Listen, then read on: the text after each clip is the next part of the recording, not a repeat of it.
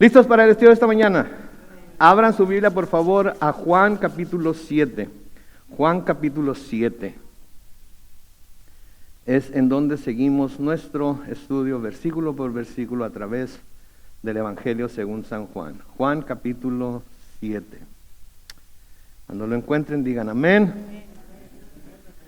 Y como ya lo encontraron, vamos al Señor en oración una vez más. Padre Celestial, te damos tantas gracias, Señor, por la oportunidad que nos das a esta hora de abrir tu palabra, de, por así decirlo, sentarnos a tus pies y buscar escuchar tu voz, Señor.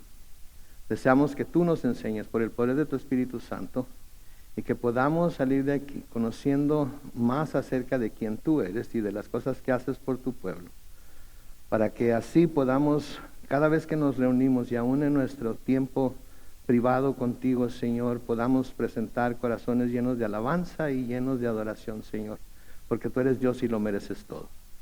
Enséñanos entonces, Señor, en el nombre glorioso de Cristo Jesús. Y la iglesia dice, amén.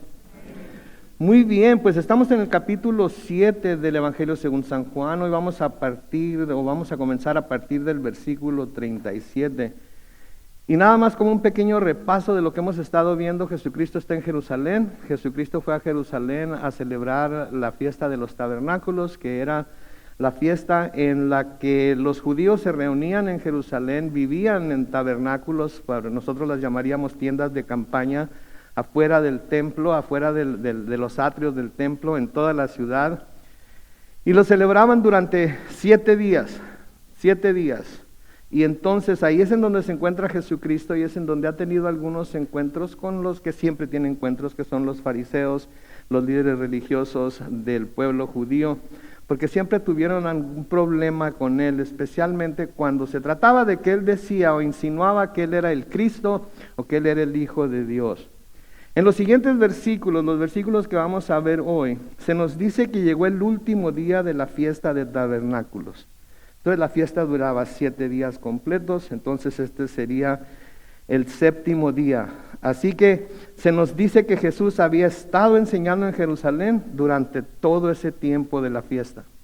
Porque a pesar de que durante la fiesta se hacían ciertos ritos, como vamos a ver ahorita, también era estar simplemente reunidos en Jerusalén, comer, jugar, pasar un tiempo con no solamente la familia inmediata, sino con todos aquellos que peregrinaban a Jerusalén para celebrar esta fiesta de los tabernáculos, que les recordaba, era para recordarles de la provisión de Dios a través de los 40 años que pasaron en el desierto. Ahora, algo sucedía durante esta fiesta, y es que en cada día de la fiesta, la gente venía con ramas de palma y marchaba alrededor del templo. Y llegaba el momento en el que un sacerdote tomaba un cántaro lleno de agua del estanque de Siloé, lo llevaba al templo y derramaba el agua en la base del altar como ofrenda a Dios, mientras invocaba al Señor para que proporcionara agua celestial en forma de lluvia para las necesidades del pueblo. Debemos recordar que esta era una sociedad agraria que dependía mucho de la siembra, la cosecha. Entonces necesitaban agua constantemente, que agua cayera a su tiempo para que las cosechas pudieran crecer y pudieran tener que comer, que vender, que comer, con que comprar, etcétera, etcétera. Entonces el sacerdote tomaba este cántaro, lo llenaba de agua de la pila de Siloé, lo llevaba al templo y lo derramaba a un lado del altar e imploraba al Señor o invocaba al Señor para que proporcionara esa agua celestial en forma de lluvias para las necesidades del pueblo. Se cree, hay unos comentaristas que lo dicen así, no todos están de acuerdo, pero no todos los comentaristas están de acuerdo en muchas de las cosas de la Biblia. Esto no quiere decir que la Biblia no sea cierta, esto simplemente quiere decir que cada uno de esos comentaristas tienen una perspectiva diferente de lo que sucedió, pero se cree, y la mayoría de los comentaristas creen que tal vez fue en el mismo momento en que el sacerdote estaba vertiendo el agua sobre el altar que sucedió lo que dicen los versículos siguientes. Entonces imagínense.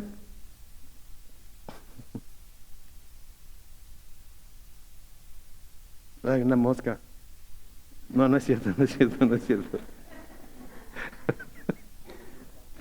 es cierto. Entonces imagínense, el sacerdote va por el cántaro de agua, viene y lo trae al templo, lo está derramando en la base del altar, lo está derramando en la base del altar, y de repente se oye a Jesucristo decir lo que dice aquí. Versículo 37 de Juan 7 dice: en el último gran día de la fiesta, cuando al tiempo de derramar el agua, Jesús se puso en pie y en voz alta dijo: si alguno tiene sed, venga a mí y beba. Del interior del que cree en mí correrán ríos de agua viva, como dice la Escritura. Entonces el pueblo está viendo al sacerdote llevar a cabo este rito del agua derramada en la base del altar que estaba afuera del lugar santo. Si está viendo que están tirando el agua, está derramando el agua, y Jesús se pone de pie y dice: si alguno tiene sed, venga a mí y beba. Mientras el sacerdote está implorando, está pidiendo a Dios que dé agua a su pueblo, que no le falte el agua para que puedan tener que comer, etcétera, etcétera, el Señor dice: vengan a mí. El que tiene sed, venga a mí y beba.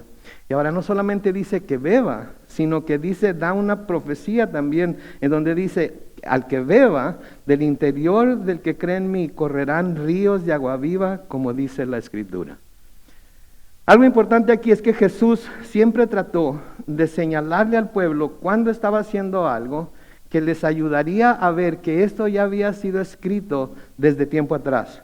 Porque recuerden, el Nuevo Testamento tiene que concordar con todo lo que el Antiguo Testamento predijo. Y el Antiguo Testamento tiene que ver con dar por adelantado algunas de las cosas que iban a suceder cuando el Mesías viniera. ¿Para qué? Para que la gente supiera que este era el Mesías. Para que la gente supiera que este era el Mesías. Entonces, dice que, ¿cómo dice la Escritura? ¿Se fijaron en eso? ¿Cómo dice la Escritura? Es importante. Pero también es importante reconocer que esta referencia a cómo dice la Escritura no está hablando acerca de un solo pasaje. Porque a menudo lo que nosotros queremos ver es cuando vemos palabras como dice la Escritura, esperamos que haya un pasaje específico que nos hable acerca de lo que se está diciendo, se está mencionando ahí. Y por ejemplo, Pablo dice que el Señor dijo que es más bendición que dar que recibir. ¿En dónde lo dijo?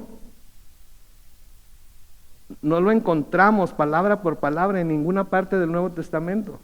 ¿Okay? Pero sí enseñó el principio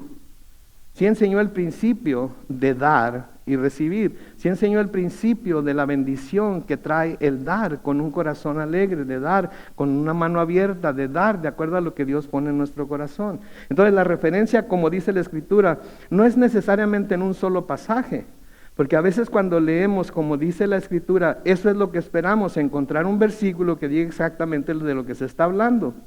Pero a menudo las Escrituras nos presentan con conceptos que son explicados por una serie de pasajes, ¿sí? Como por ejemplo la Trinidad. ¿En dónde se encuentra la palabra Trinidad en la Biblia? No se encuentra. ¿En dónde se encuentra la palabra aborto en la Biblia? No se encuentra, ¿sí? Sin embargo, si tomamos todo el consejo de Dios, si tomamos todas las Escrituras, podemos ver que Dios es un Dios triuno, que es un solo Dios, pero que existen tres personas, ¿sí? No los vamos a explicar ahorita porque sería tremendo, pero eso es lo que las Escrituras nos dicen, es un principio que nos dicen. El aborto también, se nos dice que fuimos formados dentro del vientre de nuestra madre, ¿sí? Y vemos cómo, por ejemplo, cuando María va y visita a su prima Elizabeth, cómo el bebé de Elizabeth brinca dentro del vientre de Elizabeth, ¿verdad? ¿Por qué? Porque venía la madre del Salvador a visitar a su mamá, ¿verdad? Entonces, aunque no nos diga claramente estas cosas, sí nos presentan con ese principio.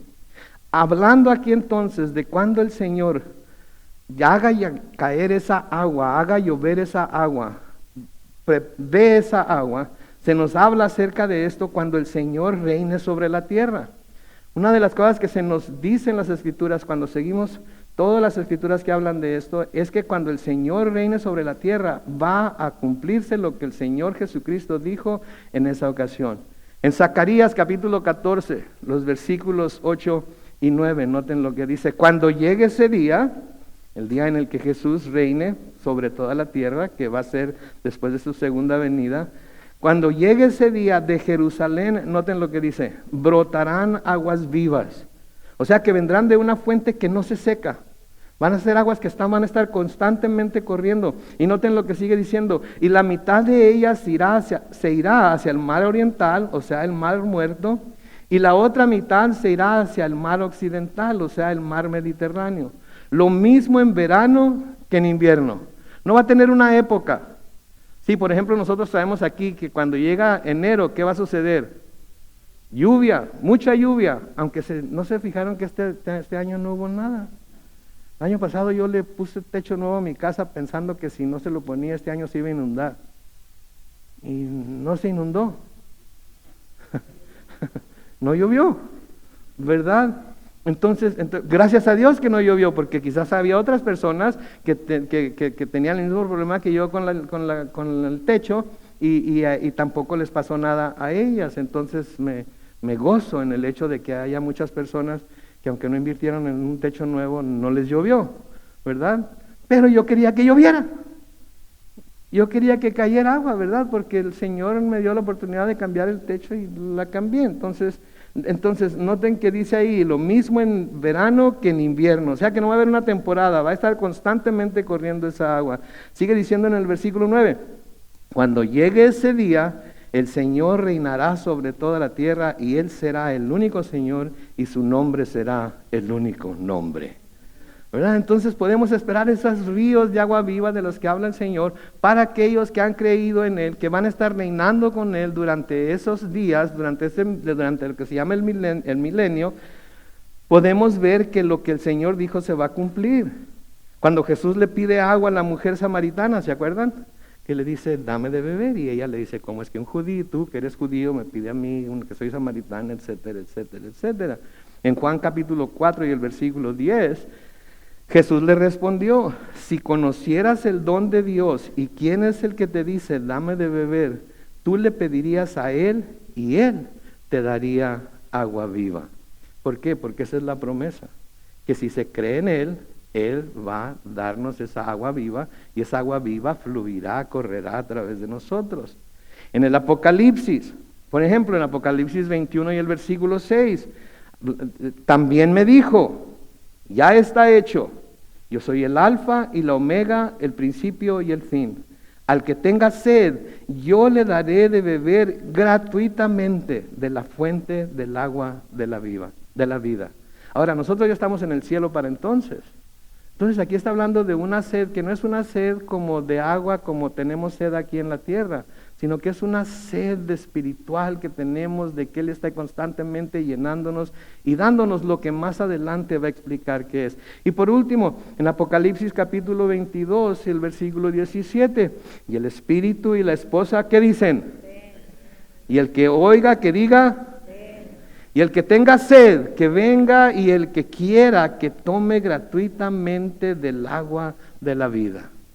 Okay, entonces podemos ver, tenemos entonces en el Antiguo y en el Nuevo Testamento el concepto de que Dios proporcionará al mundo de agua viva o agua de vida. Y no sería como la pequeña cantidad de agua derramada cada día durante la fiesta a la base del altar, sino que habrá un río de agua que saldrá para todos aquellos que creen en Cristo. Y no solo, esto es importante, no solo se les dará para que se saciaran ellos o para que se saciaran unos cuantos, sino que también será un río para que todos los creyentes puedan beber y estar siempre satisfechos. Todos podemos beber y estar siempre satisfechos, ¿sí? Porque yo sé que todos nosotros cuando vinimos al Señor, cuando nos rendimos finalmente ante los pies de Cristo, y lo voy a mencionar ahorita otra vez, nació en nosotros una sed que no habíamos tenido antes por las cosas espirituales, ¿no es cierto? Nació en nosotros una sed que no habíamos sentido antes, por conocerlo a Él, por conocer su palabra, por estar en una congregación cantando alabanzas y adoración al Señor, por la oración, etcétera, etcétera. Ahora, cuando Juan escribió esto, debemos recordar que él ya había experimentado todo lo que experimentó con Jesús, ¿sí? Ya había experimentado todo lo que experimentó con Jesús. Había estado con Él durante toda su pasión, o sea, su muerte, su sepultura, su resurrección y la llegada del Espíritu Santo.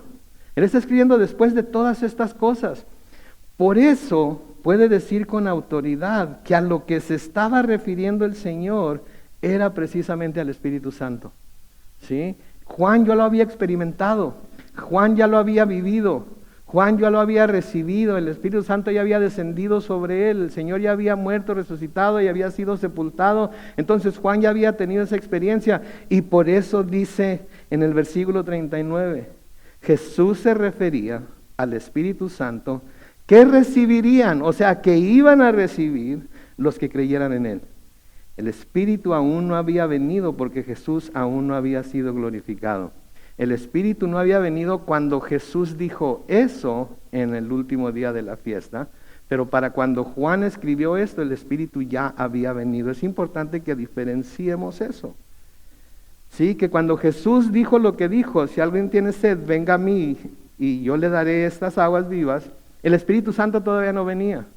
Pero cuando Juan escribió esto, el Espíritu Santo ya había llegado, por lo tanto Juan con toda autoridad podía decir que de lo que Jesús estaba hablando era del Espíritu Santo, ¿verdad? Y esto es importante. Ahora vamos a hablar más de la venida del Espíritu Santo, vamos a hablar del impacto que éste tuvo y sigue teniendo sobre los creyentes más adelante en nuestro estudio de Juan. Hoy no vamos a hacer ese estudio, aunque la tentación es hacerlo, pero vamos a hablar bastante del Espíritu Santo más adelante. Pero de nuevo, aquí Juan explica que Jesús estaba hablando del Espíritu Santo que produciría una fuente continua de agua viva que eventualmente iba a satisfacer la sed espiritual de la persona, del creyente, y le daría poder para llevar a cabo la tarea que el Señor dejaría a su iglesia. Entonces está hablando el Señor por adelantado de la futura llegada del Espíritu Santo a los que creen en Él. De nuevo, ¿cuántos sabemos que cuando uno nace de nuevo al poner nuestra fe en el Señor Jesucristo, le da una sed tremenda por las cosas espirituales? Antes de venir al Señor Jesucristo, nos gustaba leer la Biblia, nos gustaba estudiar la Biblia, ni le prestábamos atención. Antes de venir al Señor Jesucristo, buscábamos a Dios por medio de la oración solamente cuando necesitábamos algo de Él o queríamos algo de Él. Pero hablar con Él simplemente por hablar con Él simplemente porque queremos tener comunión con Él, hablar con Él simplemente porque necesitamos escuchar su voz, por así decirlo, a través de las Escrituras o a través de los cantos de alabanza o lo que sea. No, lo buscábamos solamente cuando teníamos una necesidad, solamente cuando estábamos pasando por una situación difícil. Pero ahora como cristianos tenemos sed de buscar a Dios por medio de la oración. Tenemos sed de tener comunión con Él y con el pueblo de Dios. Tenemos sed de congregarnos con aquellos que son parte del cuerpo de Cristo. ¿Tenemos sed de eso o no tenemos sed? Sí, porque si tenemos sed de eso, para eso está el Espíritu Santo. La venida del Espíritu Santo a la vida de los creyentes es lo que satisface esa sed por las cosas espirituales. Y por eso dice que nos va a dar agua viva, y por eso se dice que va a ser el Espíritu Santo cuando viniera, que a nosotros ya lo tenemos. Porque ¿cuándo es que se recibe el Espíritu Santo? Cuando confesamos, cuando creemos en el Señor Jesucristo, el Espíritu Santo viene y nos llena inmediatamente. Cuando el Espíritu Santo se recibe en el momento que creemos. No es algo que es una obra separada, no es algo que es una obra que se tiene que hacer ciertas cosas o decir ciertas oraciones o pasar por ciertos ritos o tener ciertas experiencias. En el momento que un pecador se arrepiente de su pecado, pone su fe y esperanza en el Señor Jesucristo y cree en Él y le cree a Él que Él es el Hijo de Dios, que fue enviado por Dios para salvar a su pueblo de sus pecados, en ese momento el Espíritu Santo viene y mora en uno. En Efesios capítulo 1, los versículos 13 y 14, noten lo que dice. También ustedes, luego de haber oído ¿qué? La palabra de verdad, ¿sí? Que es el Evangelio que los lleva a la salvación. Entonces oyeron la palabra de verdad, oyeron el mensaje del Evangelio y eso los llevó a salvación, ya son salvos. Y luego de haber ¿qué? Creído en Él, ¿qué pasó? fueron sellados con el Espíritu Santo de la promesa, que es la garantía de nuestra herencia hasta la redención de la posesión adquirida para alabanza de su gloria. Entonces nosotros ya estamos sellados, los creyentes ya estamos sellados, ya el Espíritu Santo ha venido y está en nosotros, mora en nosotros. Ahora, tenemos que esperar también que el Espíritu Santo caiga sobre nosotros y tenemos que estar yendo constantemente al Señor para que nos vuelva a llenar del Espíritu Santo. Porque a menudo sentimos como que estamos completamente vacíos del Espíritu Santo. Las circunstancias, los sufrimientos, los problemas, etcétera, etcétera, no sentimos la presencia del Espíritu Santo, pero lo que nos mantiene volviendo al Señor, arrepintiéndonos y regresando a Él, es el hecho de que el Espíritu Santo de Dios mora en nosotros. Es el hecho de que el Espíritu Santo de Dios mora en nosotros. ¿Sí? Entonces, si creemos, el Espíritu Santo ya está en nosotros. Y no solamente está en nosotros, sino que hemos sido sellados.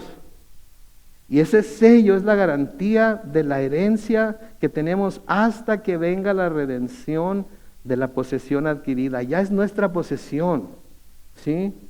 Pero vamos a recibirla completamente, enteramente, plenamente, cuando estemos en la presencia del Señor Jesucristo en el cielo. ¿Y para qué va a ser todo eso? Como dice al final del versículo 14, para alabanza de su gloria. Entonces, lo que el Señor prometió es exactamente lo que sigue pasando cada vez que alguien en verdad entrega su corazón y su vida y la rinde a los pies del Señor Jesucristo. ¿Sí? El Espíritu Santo de Dios es quien se encarga de saciar esa sed, guiándonos a los lugares en donde podemos encontrar esas aguas vivas o de vida. Que básicamente la fuente de esa agua es el mismo Señor Jesucristo. La fuente de esa agua es el mismo Señor Jesucristo. Jesús, de nuevo hablando con la mujer samaritana, en Juan capítulo 4, los versículos 13 y 14, le dice, Jesús le respondió, todo el que beba de esta agua, del pozo de Jacob, en donde ella iba a sacar agua todos los días, ¿qué dice? Volverá a tener sed. Pero el que beba del agua que yo le daré, ¿que quién? Que yo le daré. ¿Que quién? Yo le daré, que es Jesús. Noten, no tendrá sed jamás. Más bien el agua que ¿qué? Que yo le daré. ¿El agua que qué? Que yo le daré. Será en él una fuente de agua que fluya para vida eterna. ¿Se fijan? Entonces tenemos, cuando nos sentimos vacíos, cuando sentimos esa sed, cuando nos sentimos secos por las situaciones por las que estamos pasando, por los ataques, por las situaciones tan horrendas que a veces tenemos que pasar, es cuando debemos de correr hacia nuestro Señor, a la fuente de esa agua viva para que nos vuelva a llenar. ¿Sí? ¿Se acuerdan cuando el Señor Jesucristo les dice a los judíos, ¿quién de ustedes, si su hijo le pide un pan, le da una piedra? ¿Quién de ustedes, si su hijo le pide un huevo, le da una serpiente? ¿Ok? Y luego, ¿qué les dice? Si ustedes, siendo malos, saben dar cosas buenas a sus hijos, ¿cuánto más su Padre en el cielo no les dará el Espíritu Santo a todo aquel que lo pida? Entonces lo único que tenemos que hacer es pedir y se nos dará, buscar y encontraremos, llamar y la puerta nos será abierta. Sí, en Cristo Jesús es posible. Sin Cristo Jesús nada de esto se puede llevar a cabo, pero en Cristo Jesús todo esto ya es nuestro. Podemos tomar ventaja de ello, podemos hacerlo cuantas veces lo necesitemos. El Señor no va a decir cuando vayamos de nuevo con Él, decir, Señor, por favor, lléname de nuevo con tu Espíritu Santo. El Señor no va a decir, ¿otra vez? Parece que vienes cada semana que te llene del Espíritu Santo. ¿Cómo que te llene? Si ya te di al Espíritu Santo, tenemos que estar continuamente yendo a Él. Tenemos que estar continuamente yendo a Él porque Él es la fuente. Sí, Él es la fuente de esa agua. Él es la fuente que nos da esa agua. El Espíritu Santo es quien nos enseña de nuevo a gozarnos en las cosas espirituales a pesar de lo que está pasando alrededor de nuestra vida. A pesar de lo que estamos experimentando, el Espíritu Santo es quien nos enseña a gozarnos en las cosas del Espíritu que experimentamos por nuestra fe en Cristo. ¿Por qué? Porque cuando venimos al Señor Jesucristo, el Señor nos da un corazón nuevo, nos da un espíritu nuevo. Sí, no un espíritu como el que teníamos antes, que era nada más un espíritu, era un espíritu del diablo, era un espíritu del mundo, sino que nos da un nuevo espíritu que nos ayuda a gozarnos en las cosas espirituales. Que sí, a veces tenemos problemas y pasamos por situaciones difíciles, claro, pero podemos seguir gozándonos en las cosas espirituales aun cuando por dentro nos está matando la situación que estamos pasando. Podemos seguirnos gozando en el hecho de que el Espíritu Santo de Dios mora en nosotros. Y esto no es algo que se dice solamente en el Nuevo Testamento, es algo que se menciona desde el Antiguo Testamento. En Ezequiel capítulo 11, los versículos 19 y 20, noten lo que dice el Señor aquí. Pondré en ellos que un corazón y un espíritu nuevo. Les quitaré el corazón de piedra que ahora tienen, que antes teníamos, y les daré un corazón que sensible, para que sigan mis ordenanzas y cumplan mis decretos. Entonces ellos serán mi pueblo y yo seré su Dios. Entonces, fíjense, es por el poder del Espíritu Santo que podemos seguir sus ordenanzas. Es por el poder del Espíritu Santo que tenemos el deseo de seguir sus ordenanzas. Porque antes de venir al Señor, antes de que el Espíritu Santo viniera a nuestras vidas, nos importaba muy poco las ordenanzas de Dios. No nos interesaba lo que Dios dijera. Y cuando alguien nos dijera, pero es que la Biblia dice, ya vas a comenzar con tu Biblia. Ya vas a comenzar con lo que el Señor dice. Los desechábamos, los rechazábamos como los líderes judíos rechazaban a Jesús. Pero el Señor nos dice que Él iba a poner un corazón y un espíritu nuevo en nosotros, en ellos. ¿Sí? Nos quitó el corazón de piedra que teníamos y nos dio un corazón sensible para que podamos seguir sus ordenanzas y cumplir sus decretos. Y cuando podemos hacer eso, cuando eso es lo que nos trae gozo, cuando eso es lo que nos trae alegría, cuando eso es lo que nos llena, es entonces cuando podemos decir con toda seguridad que somos el pueblo de Dios y que Él es nuestro Dios. Eso es lo que nos confirma, eso es lo que confirma nuestro corazón que somos de Él.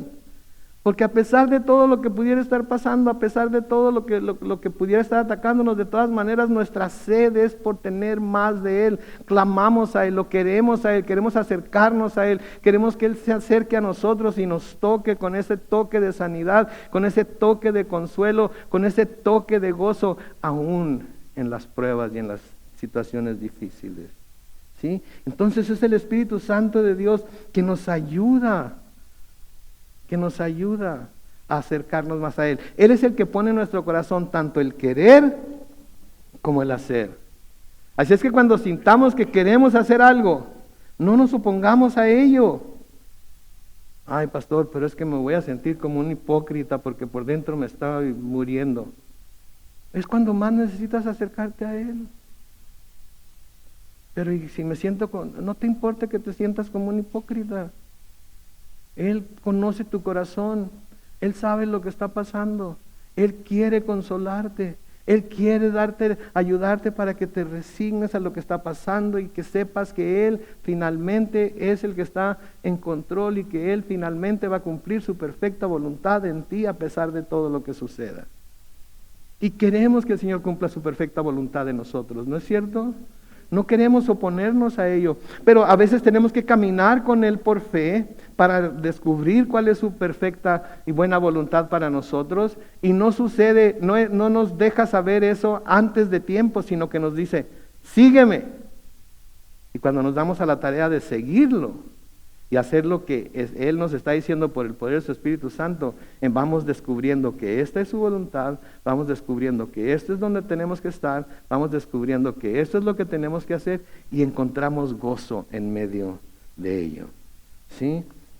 El Espíritu Santo nos ayuda a recordar también y a entender las palabras que Jesucristo nos dejó en las Escrituras. Sin el Espíritu Santo no las podríamos entender. Sin el Espíritu Santo hay mucha gente que no es cristiana, que no tiene el Espíritu Santo, que tiene mucho conocimiento de la Biblia, pero no tiene entendimiento de lo que la Biblia dice y no tiene la sabiduría para saber aplicarla a su vida en particular. Sí, pero el Espíritu Santo nos recuerda y nos ayuda a entender las palabras de Jesucristo. En Juan capítulo 14, los versículos 25 y 26, noten lo que el Señor Jesucristo dice ahí. Les he dicho estas cosas mientras estoy con ustedes, pero el Espíritu Santo, a quien el Padre enviará en mi nombre, les consolará y les enseñará, ¿cuántas cosas? Todas las cosas, y muy importante, y les recordará, ¿cuánto? Todo lo que yo les he dicho. Sí, el Espíritu Santo los consolará. Sí, el Padre lo va a enviar en mi nombre y Él los va a consolar y Él les va a enseñar todas las cosas. Cuando habla de enseñar todas las cosas, Él va a poner todas las cosas en claro en nuestra mente y en nuestro corazón. Aun cuando para el resto del mundo no están claras en su mente y en su corazón, nosotros como cristianos tenemos el gran privilegio de tener al Espíritu Santo de Dios en nosotros y Él nos consuela y Él aclara estas cosas en nuestra mente y nuestro corazón, ¿sí?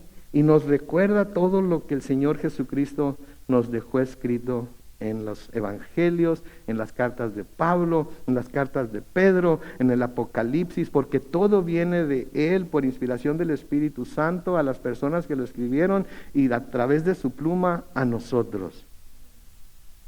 Y de repente nos encontramos acordándonos de pasajes que antes ni nos acordábamos ni teníamos en mente.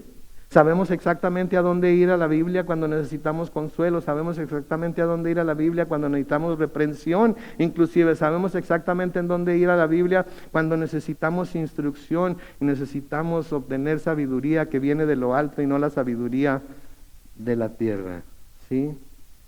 Entonces, cuando estas cosas sucedieron en el tiempo de la fiesta de tabernáculos, aún no había venido el Espíritu Santo. Pero vendría después de la crucifixión, la resurrección y la ascensión de Jesús. Y Jesús de hecho preparó a sus discípulos para esto en el aposento alto. Y lo vamos a ver en los capítulos 14, 15 y 16 del Evangelio según San Juan. Pero fue algo que Dios prometió aún antes de que Jesús viniera a la tierra. Sí, el Señor Jesucristo los va a preparar, al mismo tiempo que los prepara a ellos por medio de las Escrituras, nos prepara a nosotros también. Pero esto fue algo que Dios prometió aún antes de que el Señor Jesucristo viniera a la tierra. Porque de nuevo, lo prometió en el Antiguo Testamento y tenemos el cumplimiento en el Nuevo Testamento. ¿Para qué? Para que estemos seguros de que lo que estamos leyendo viene de parte de Dios y aunque se escribieron miles de años por separados, por personas diferentes, en lenguas diferentes, de todas maneras el cumplimiento es el mismo. Entonces Dios prometió esa venida del Espíritu Santo desde el Antiguo Testamento. En Joel capítulo 2, del versículo 28, noten lo que dice ahí. Joel hablando de parte de Dios: después de esto derramaré mi espíritu sobre la humanidad entera.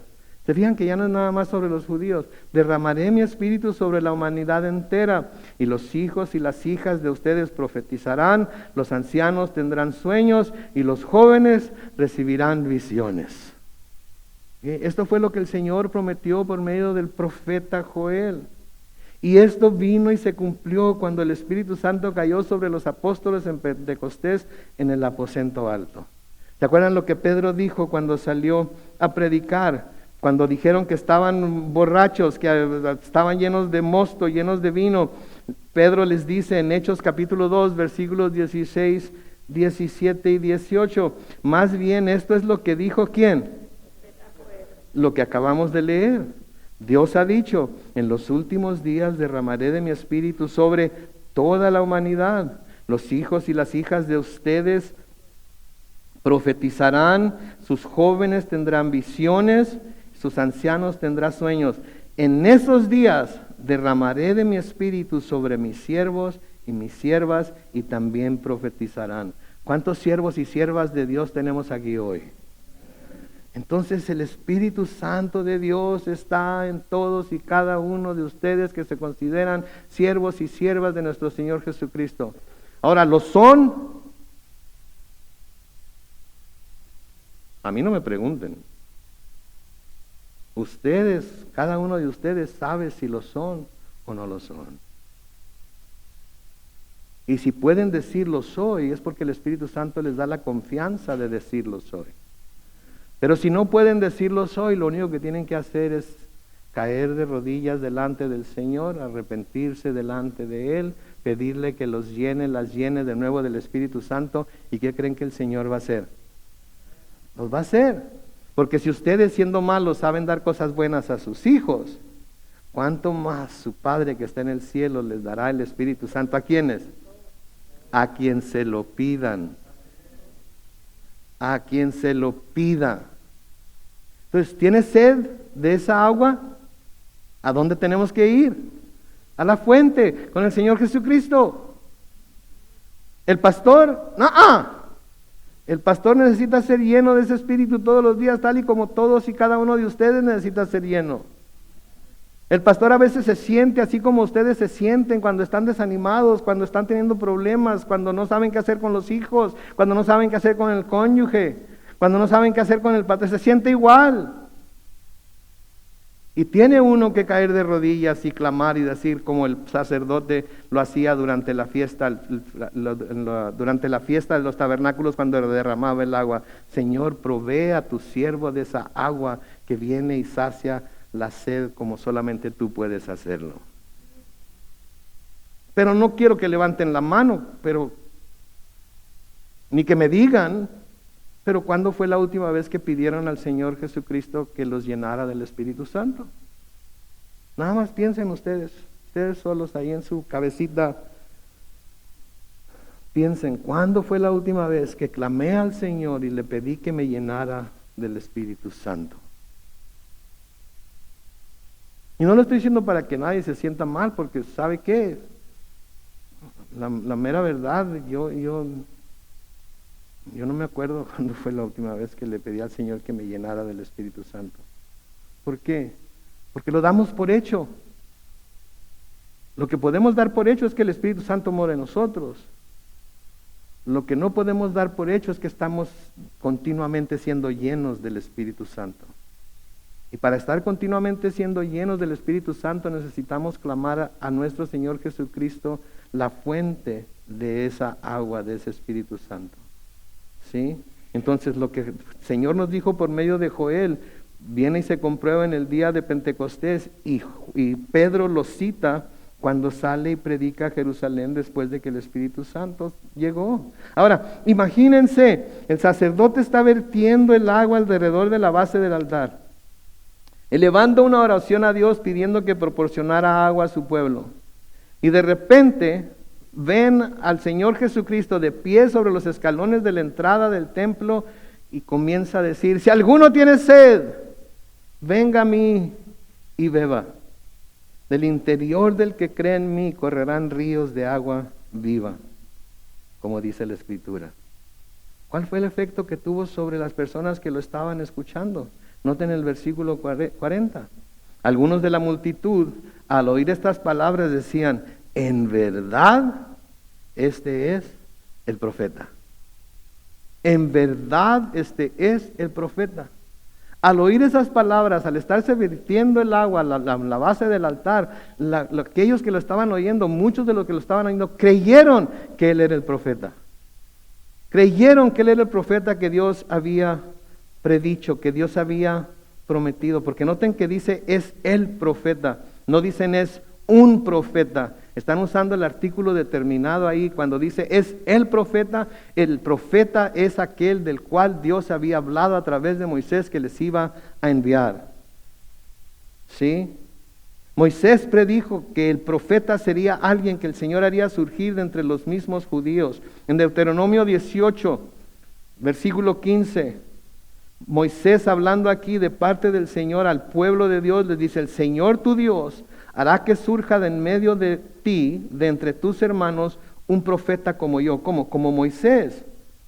¿sí? Que como Moisés vendría a liberarlos, pero no de la esclavitud necesariamente de un poder militar como lo era Roma, sino para librarlos de la esclavitud al pecado. Porque por eso les dijo el ángel que le pusieran Jesús a nuestro Señor Jesucristo. Porque Él les dijo a María y a José que les pusieran Jesús. Porque iba a salvar a su pueblo de sus pecados, no de los romanos, sino de sus pecados. Y les sigue diciendo, a Él deberán escuchar. En el versículo 18, Deuteronomio 18 y el versículo 18 dice, voy a hacer que de entre sus hermanos surja un profeta como tú, Dios hablándole a Moisés aquí. Y pondré mis palabras en sus labios y Él les comunicará, noten, todo lo que yo le ordene decir. Todo lo que yo le ordene decir. ¿Sí? ¿Se acuerdan lo que les dijo? O no se acuerdan porque no hemos llegado ahí, pero vamos a llegar pronto. En Juan capítulo 12, el versículo 49, Juan 12, 49, noten lo que el Señor Jesucristo dice aquí. Porque yo no he hablado por mi propia cuenta. ¿Qué sigue diciendo? El Padre que me envió me dio también el mandamiento de lo que debo decir y de lo que debo hablar. Entonces, lo que Moisés dijo que iba a suceder en Deuteronomio 18, 18, Él les comunicará todo lo que yo le ordene decir. El Padre hablando ahí, el Señor Jesucristo corroboró en Juan 12, 49. El Padre que me envió me dio también el mandamiento de lo que debo decir y de lo que debo hablar. Lo que quiere decir que lo que Jesús hablaba venía directamente ¿de quién? Y si lo rechazaban, no estaban rechazando a Jesús, estaban rechazando ¿a quién? No hay vuelta de hoja. Como decía un hermano, más claro no canta el gallo.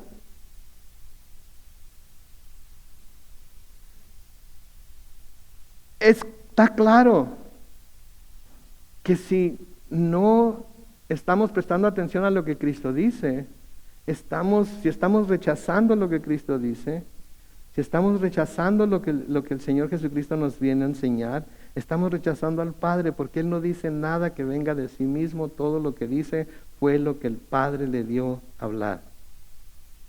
De nuevo, lo que Moisés les dijo en el libro de Deuteronomio lo confirmó en el libro de los Hechos, en Hechos capítulo 3, los versículos 22 y 23. Porque Moisés dijo, el Señor su Dios les levantará un profeta de entre sus hermanos, como me levantó a mí. Ustedes deben atender a todo lo que Él diga. Todo aquel que no escucha a ese profeta, ¿qué será? Será eliminado del pueblo. Entonces, si rechazan a Jesús, por el hecho de que están rechazando a Jesús, están rechazando al Padre, están rechazando a Dios, y si rechazan a Dios, ya no hay salvación. Van a ser cortados del pueblo para siempre. Y eso puedo decir con toda seguridad, esa es palabra de Dios. No hay vuelta de hoja. No hay para dónde hacerse. Está claro que el que rechaza a Jesús está rechazando a Dios, y el que rechaza a Dios no tiene remedio, no tiene salvación. Será eliminado del pueblo de Dios. Juan 6:14 dice, al ver aquellos hombres la señal que Jesús había hecho, dijeron, verdaderamente este es ¿quién? El profeta que había de venir al mundo. Entonces, muchos veían a Jesús como ese profeta prometido por Dios. Entonces ellos decían, los que habían escuchado las palabras de Jesucristo, los que habían visto todo lo que había hecho, ellos decían, en verdad este es el profeta. Pero luego había otros en Juan 7:41 que decían, este es el Cristo. Pero algunos otros decían, no decían, se preguntaban, ¿y de Galilea habría de venir el Cristo? Ok, escuchen lo que dice, vean lo que hace. Hay quienes dicen, este es el profeta. Escuchen lo que dicen, vean lo que hace. Hay quienes dicen, este es el Cristo. Pero luego hay otro grupo que dice, ¿y de Galilea habría de venir el Cristo? ¿Qué tiene que ver eso con todo lo que ha dicho? ¿Qué tiene que ver eso con todo lo que dijo? con todo lo que hizo. ¿Qué tiene que ver eso? Que fuera de Galilea o no fuera de Galilea. ¿Y qué tiene que ver?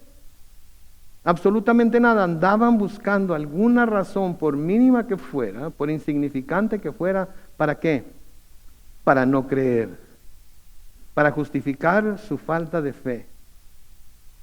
Y así hay muchos, y muchos dentro de la iglesia también, que andan buscando cualquier razón, andan buscando cualquier pretexto para no creer que Jesús es quien dijo ser, porque el creer que Jesús es quien dijo ser significa que tienen que someterse a lo que Jesús dijo, porque todo lo que Jesús dijo viene de parte del Padre, y si rechazan lo que Jesús dijo, están rechazando lo que el Padre dijo, y si rechazan al Padre no hay salvación. Andan buscando una razón. Andan buscando una razón. ¿Sí? La iglesia está llena de hipócritas. Cierto. Pero como les digo siempre, cuando alguien les diga, la iglesia está llena de hipócritas, ¿qué le tienen que decir? Que siempre hay un lugar para alguien más. Siempre hay lugar para otro. La iglesia está llena de santurrones. No, está llena de gente que se cree santa, pero no es santa al grado que cree ser santa. Pero tiene un detector de las personas que no son tan santas como ellas. Si tienen un detector de las personas que no son tan santas como ellas. Entonces siempre se está buscando una razón para no creer, siempre se está buscando una razón para hacer las cosas que se dice, que las palabras dicen y se hagan a un lado. ¿Sí? Y aunque el Espíritu Santo esté redarguyendo, reprendiendo, llamando, etcétera, etcétera, tienen la habilidad, porque el Espíritu Santo nos da esa habilidad de hacerlo a un lado, de rechazarlo, así como rechazaron a Jesucristo. Y las personas no saben que lo que están haciendo es rechazando la única forma en la que se puede ser salvo. Entonces, algunos habían visto las señales que hacía, los milagros de sanidad que hizo, escucharon sus enseñanzas y llegaron a la conclusión de que este tenía que ser el profeta prometido, el Mesías, el Cristo, el ungido de Dios. Pero otros, creyendo que conocían a Jesús, decían que era de Galilea. Nazaret estaba en el área de Galilea. Y estas personas, como Natanael en Juan 1:46, no creían que esa pudiera ser el área de donde iba a salir el Cristo. Porque ¿se acuerdan lo que preguntó Natanael en Juan 1:46? ¿Y de Nazaret puede salir algo bueno? Y como Nazaret estaba en el área de Galilea y se llamaba Galilea de los gentiles, en donde había mucha gente cruzada de gentil y judío y etcétera, etcétera, la pregunta era, pero ¿Mesías va a salir de Galilea? ¿Que no saben que ahí en Galilea son una bola de mestizos, de gente mixta? Hay gente que vino de culturas paganas, que se juntó con judíos y que ahora son una mezcla de gente que, ¿cómo va a salir el Mesías de ahí? ¿Sí? Entonces, si no se puede contar con que algo bueno salga de esa área, ¿cómo creen ustedes que va a salir el Mesías? Y luego noten el versículo 42. El versículo 42 dice, ¿acaso no dice la Escritura que el Cristo será descendiente de David y que vendrá de la aldea de Belén, de donde era David? O sea que había otros que sabían, conocían las Escrituras. Estas personas sabían que las Escrituras decían que el Mesías vendría de Belén, de acuerdo a Miqueas 5:2. Sin embargo, no sabían que Jesús había nacido ahí. Noten, ellos creían que lo conocían, que sabían de dónde era, pero no sabían ni dónde había nacido, no tenían ni el más mínimo conocimiento acerca de quién era, de quién él era en realidad, y aún así lo rechazaban. Y sigue sucediendo. Hay gente que no tiene ni idea de quién es Jesucristo, de cómo obra Jesucristo, de las manifestaciones que podemos esperar de Jesucristo en las vidas de aquellos que creen, pero lo rechazan simplemente porque no se me hace posible. Sí, no se me hace posible. Entonces creían que lo conocían, que sabían de dónde era, pero no sabían ni dónde había nacido. No tenían ni el más mínimo conocimiento acerca de quién era en realidad. Versículo 43 dice, y por causa de él hubo disensión, que quiere decir desacuerdo, entre la gente. Por causa de él hubo disensión, hubo un desacuerdo entre la gente.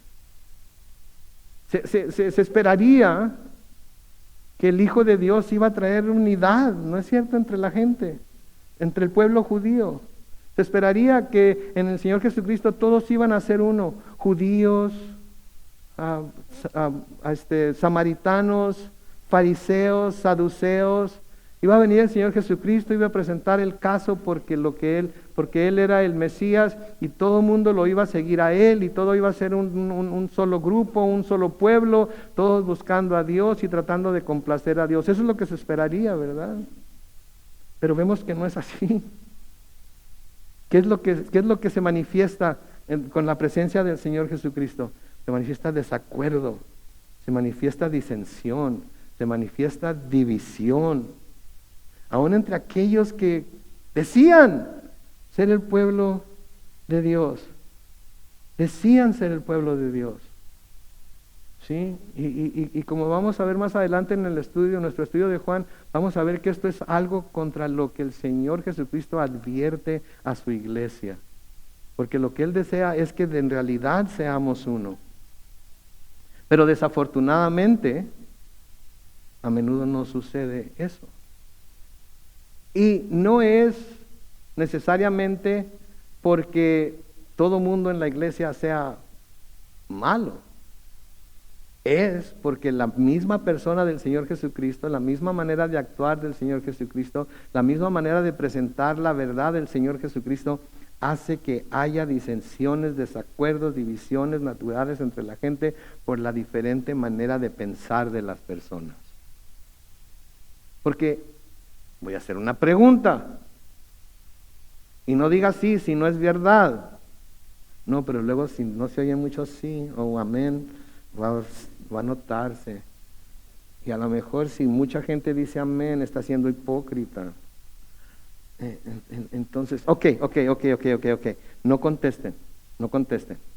Pero si yo preguntara, todas las personas que somos miembros de Calvary Chapel San Diego en español, nos amamos los unos a los otros y queremos ser una unidad en Cristo. Esa fue la pregunta que hice. ¿Cuál fue su contestación en su mente? ¿Cuál fue la respuesta? No me diga y no le va a decir a nadie. No vaya a ir con su vecino y le diga, pues yo hubiera dicho que sí, pero fulano de tal como que no me cae muy bien. O yo hubiera dicho que sí, pero la hermana sutana, ay Dios. O yo hubiera dicho que sí, pero hay unos cuantos que en realidad no se le nota la espiritualidad, se les nota que hasta a lo mejor ni salvos son. Yo no sé, no lo digo por nada, pero se dan cuenta. Porque el Señor Jesucristo viene y trae. El Señor Jesucristo, aunque pide unidad para la iglesia, sabe el tipo de personas a las que está llamando y sabe que va a haber esas divisiones. Y a veces esas divisiones son buenas. A veces esas diferencias, esos desacuerdos, esa disensión es buena. Porque nos ayuda a tener que lidiar los unos con los otros. Nos ayuda a tener que soportarnos los unos a los otros. ¿Sí? Y hasta el Señor Jesucristo les dijo a sus discípulos, ¿se acuerdan? ¿Hasta cuándo voy a tener que...? Y era el símbolo de unidad, era el símbolo de amor, etcétera, etcétera. Pero les dijo, ¿hasta cuándo voy a tener que soportar? Entonces, por causa de él, a veces hay disensión, a veces hay desacuerdo entre la gente. Entre su misma gente, entre su mismo pueblo. ¿Debe haberlas? No. ¿Debe haber división? No. Y se los he dicho antes, pero si usted no está a gusto, mi hermano, mi hermana, ¿sabe qué?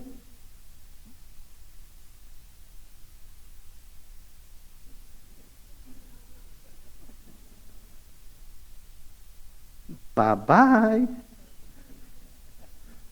Nomás no cause más disensión de la que ya hay. Sí, porque eso no es lo que quiere el Señor. Pero el Señor dice en Mateo capítulo 10, los versículos 34 a 36, no piensen que he venido para traer paz a la tierra. No he venido para traer paz, sino espada. Lucas dice división. He venido para poner al hijo contra su padre, y los hay, dentro de la iglesia inclusive. A la hija contra su madre, y las hay, dentro de la iglesia inclusive. Y a la nuera contra su suegra, y las hay, aún en la iglesia. Y luego noten lo que dice el versículo 36. Los enemigos del hombre serán ¿quiénes? Los de su casa. Y yo creo que todos como cristianos podemos decir que eso es cierto, ¿verdad? Porque nos soportan porque somos su familia, pero muchas veces si por ellos fuera, ni nos invitaran a su casa. Porque vamos a hablar de lo que más amamos, y lo que más amamos como cristianos es a Cristo. Nuestro tema favorito, las Escrituras, es de lo que queremos hablar. ¿Por qué? Porque es en donde encontramos bendición. El Espíritu Santo es al que invocamos. ¿Por qué? Porque es en donde encontramos satisfacción para nuestra sed. Esa sed que solamente Él puede saciar. En el versículo 44 dice, algunos de ellos querían aprenderlo, tomarlo preso, pero ninguno puso la mano encima. Entonces estaban los que creían que era el Cristo, estaban los que creían que era el profeta, estaban los que, pero de Galilea iba a salir el Cristo, que no era de Belén y descendiente. Había 3 grupos ahí, como que querían y no querían, como que algunos lo aceptaban, pero otros no. Había 3 grupos ahí. Pero había quienes lo querían aprender, como vamos a ver la semana que entra, que los fariseos habían enviado alguaciles para que lo aprendieran. Algunos de ellos querían aprenderlo, pero ninguno puso la mano encima. ¿Por qué? Porque no era su hora todavía. Va a llegar la hora, pero todavía no es. Entonces busquemos diariamente ser llenos del Espíritu Santo de Dios. Amén. Vamos a despertarnos, vamos a darles gracias a Dios por un nuevo día, pero tenemos que decir, la primera petición que salga de nuestra boca cada mañana es, Señor, lléname con tu Espíritu Santo, porque ahorita me voy a levantar. Y si no nos levantamos llenos del Espíritu Santo, con el primer contratiempo que nos enfrentemos, ¿qué va a suceder? Vamos a reaccionar a ese contratiempo como personas carnales y no como personas espirituales. Entonces, Señor, lléname de tu Espíritu Santo y ayúdame tanto a querer como a hacer lo que Él me guíe a hacer este día. En el nombre del Señor Jesucristo. Y la iglesia dice, amén. Vamos a orar. Bendito Padre Celestial, te damos gracias, Señor, en esta mañana por tu sagrada palabra, Señor, por tu santa palabra, que una vez más nos enseña, Señor Jesucristo, qué es lo que como creyentes del Nuevo Testamento necesitamos y cuáles son los recursos, Señor, que tú tienes para nosotros, para que podamos cumplir, Padre Santo, con aquello que tú deseas que tu pueblo cumpla, Señor.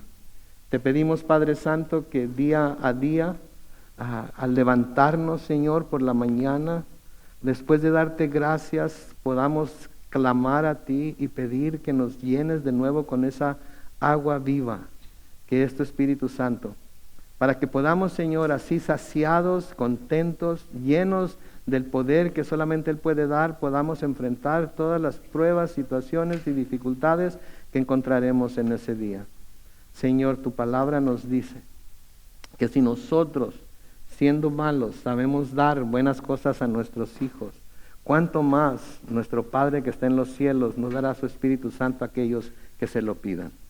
Ayúdanos entonces, Señor, a vivir en un constante sentir de que necesitamos más de tu Espíritu para poder vivir para ti, por ti y en ti. Gracias, Señor, porque al creer en tu Hijo Jesucristo, el Espíritu Santo viene y mora en nosotros por esa fe que hemos puesto en Él. Pero ayúdanos, Señor, a buscar ser llenos del poder de ese Espíritu para poder hacer todo aquello que nos pudieras llamar a hacer durante nuestro peregrinar por esta tierra, Señor. Bendice a tu pueblo, oh Dios. Bendice a tu pueblo. Señor, que tu Espíritu Santo caiga sobre cada persona que está aquí ahorita pidiéndote. Que tu Espíritu Santo descienda sobre ellos, pidiéndote que lo llenes o la llenes una vez más de ese Espíritu. Así con todos los ojos cerrados, con todos los rostros inclinados. Ahorita es cuando. Ahorita es cuando estamos en la presencia del Señor Jesucristo, por así decirlo, en el Espíritu. Y Él está ahí en su trono de gracia, esperando que clamemos a Él para darnos el oportuno socorro. Y necesitamos clamar a Él a esta hora, para que nos llene de su Espíritu Santo, porque vamos a salir de este lugar y vamos a enfrentar cosas que vamos a necesitar el poder del Espíritu Santo para poder sobrellevarlas. Vamos a necesitar el poder del Espíritu Santo para ser testigos fieles de lo bueno que Él es y de lo bueno que ha hecho en nuestras vidas. Entonces ahorita es cuando todos podemos decir, Señor Jesucristo, gracias porque puedo acercarme a tu trono de gracia. Te pido, Señor, que en este mismo momento me llenes de tu Espíritu Santo. Me ayudes a vivir por el poder que solamente Él puede dar. Y que día tras día busque ser llenado por ti para poder servirte como tú mereces ser servido. Para poder alabarte y adorarte como tú mereces ser alabado y adorado. Para la honra y gloria de tu nombre. En el nombre glorioso de Cristo Jesús. Y la iglesia dice, amén, amén.